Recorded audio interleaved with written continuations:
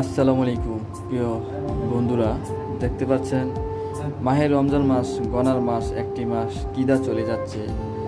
যারা যে মমিন মুসলমান তারাগুলো মনে হয় অতি তাড়াতাড়ি মাসটা যেমন 15-10 দিনের ভিতরে চলে যাচ্ছে। আর যারা যে মুনাফিক তাদের কাছে মনে হয় এই রোজাগুলা শেষই হতো, মানে ওদের দিন হুরাইতেই আছে না, মানে একদিন যেমন লাগতেছে 3 দিনের সমান। আর যারা আমরা দিন মমিন মুসলমান, এই যে মায়ের রমজান মাস গোনা দিন চলে যাচ্ছে, আমাদের মনে হয় এই রোজা যদি আর 2 মাস 3 মাস থাকতো খুব ভালো লাগতো।